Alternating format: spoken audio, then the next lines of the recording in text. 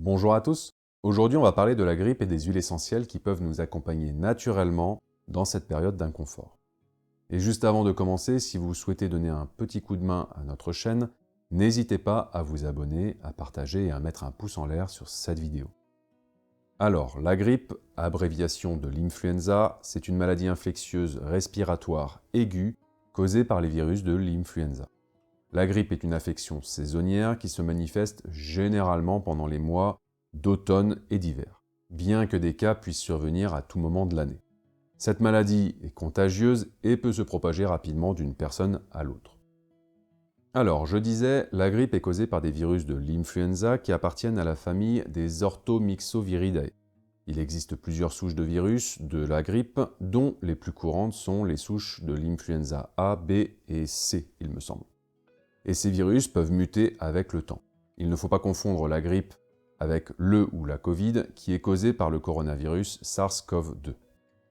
Les symptômes de la grippe sont souvent soudains et peuvent varier en gravité.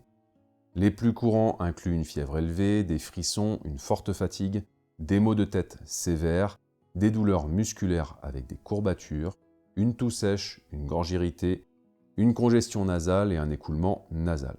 La grippe peut aller jusqu'à provoquer une sensation de malaise généralisée. En ce qui concerne la propagation, c'est principalement par des gouttelettes respiratoires produites lorsque les personnes infectées toussent, éternuent ou parlent.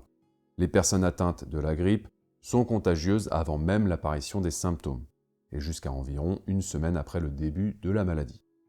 Elle peut entraîner des complications graves, notamment la pneumonie, les infections pulmonaires sévères, des hospitalisations et dans de rares cas, le décès.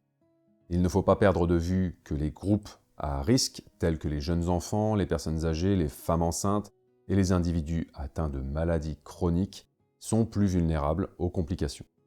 Pour ce qui est de la prévention, il est important de se laver les mains régulièrement, de tousser et d'éternuer dans un mouchoir à usage unique, et éventuellement dans le creux du coude, ainsi que d'éviter le contact étroit avec des personnes malades. Pour ce qui est de la vaccination annuelle, je pense que si vous faites partie des groupes à risque, en excluant bien évidemment les femmes enceintes et les enfants, c'est quelque chose d'envisageable. Dans tous les cas, concernant ce sujet devenu délicat, je vous invite à consulter votre médecin traitant, afin de lui poser vos questions concernant la vaccination et de voir avec lui la nécessité de cette dernière dans votre situation particulière. Bref, parlons maintenant des huiles essentielles qui peuvent nous aider lorsque l'on a malheureusement été touché non pas par la grâce, mais par cette saleté de grippe. Avant de vous présenter la synergie d'huile essentielle, je précise qu'elle ne convient pas aux enfants de moins de 3 ans, ni aux femmes enceintes ou allaitantes. Pour sa réalisation, il vous faudra de l'huile essentielle d'eucalyptus radié, de niaouli, de laurier noble et de ravinsara. Commencez par prendre un flacon ambré propre et sec, ajoutez-y 20 gouttes d'huile essentielle d'eucalyptus radié, 10 gouttes d'huile essentielle de niaouli, 10 gouttes d'huile essentielle de laurier noble et 30 gouttes d'huile essentielle de ravinsara. Mélangez le tout et comme d'habitude, pour éviter un bête incident, notez avec un crayon à verre ou une étiquette le nom de la synergie sur votre flacon. Et si vous souhaitez vous former aux huiles essentielles, je vous invite à faire un tour sur le site sanitas-arte.com.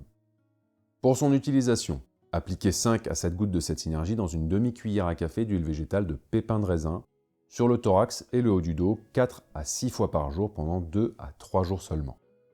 En conclusion, la grippe est une maladie respiratoire courante. Mais en fonction des individus, elle peut potentiellement être grave. Chaque année, elle touche des millions de personnes dans le monde et peut causer un inconfort important. Mais il est essentiel de se rappeler qu'elle peut également avoir des conséquences graves, en particulier pour les personnes vulnérables. Si vous présentez des symptômes de la grippe ou si vous êtes préoccupé par votre santé, n'hésitez pas à consulter votre médecin traitant pour un diagnostic et un traitement personnalisé. Très bien, cette vidéo touche à sa fin. Si elle vous a intéressé, n'oubliez pas de vous abonner, de mettre un pouce en l'air et de la partager. Dans tous les cas, merci à vous d'avoir pris le temps de la visionner. N'hésitez pas à m'écrire vos questions, vos suggestions ou autres dans la section commentaires.